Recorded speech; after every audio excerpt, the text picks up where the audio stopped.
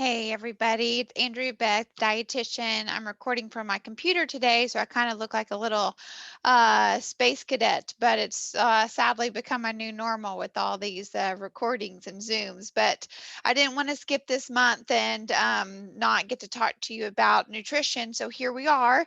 And so I wanted to talk to you about marketing on actual products that you're buying at the grocery store. So this can be like a really, really hard one because when you walk in the grocery store, every single package is just trying to sell itself to you. So it's saying things like gluten-free, trans fat free, low in fat, high in fiber, no artificial colors. And so when you see all those things on the front of a package, you automatically want to think that that is going to be a healthy choice. But it's also very confusing because a lot of times we don't even know what that means. What does it mean that it's gluten free? Do I need gluten free? What does it mean that it's low in fat? Does that mean it's extremely high in sugar? Like, what does all of it even mean?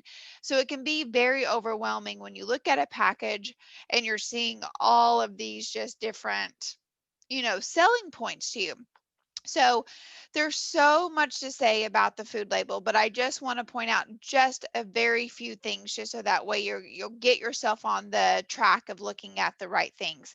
So just try not to even pay attention to the front of the package because the front of the package, its job is to sell it to you. They want you to catch your eye, wants to catch your children's eye, especially, put a character on the front of it, and there you go. Now your kids want it as well.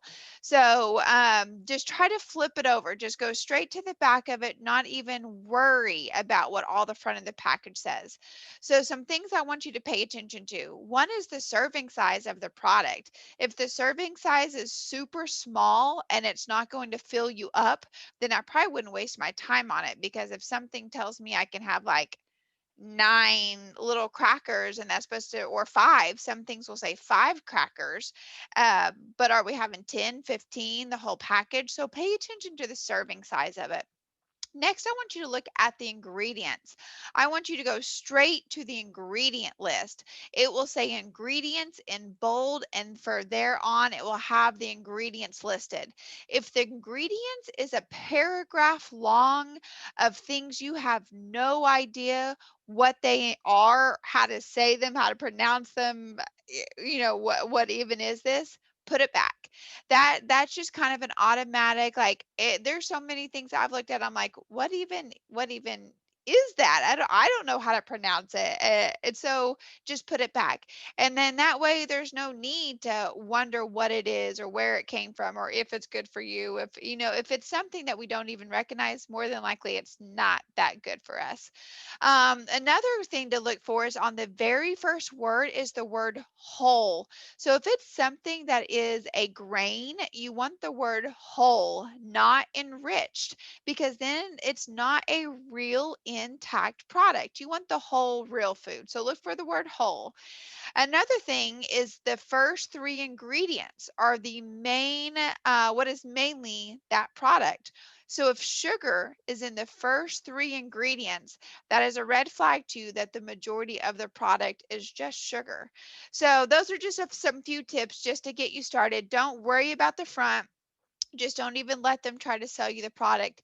You flip to the back and you know what it and know what you're looking for. Look at the ingredients, the length of the list, the word whole, where does sugar fall into it? And that alone is really going to help you. Can you pronounce the words? Do you know what they are? Do you know what you're even putting in your body and your family's bodies? Look at that. So if you need further help, I am here at SSM and I'd be happy to help you. You can comment below and I can direct you that way. So that's just a little bit to get you started. I hope you guys are enjoying the holidays. It's a little different and odd this year, but trying to make the best of it. So I hope that helps you in the right direction of when you're doing your own grocery shopping. And I'll talk to you soon.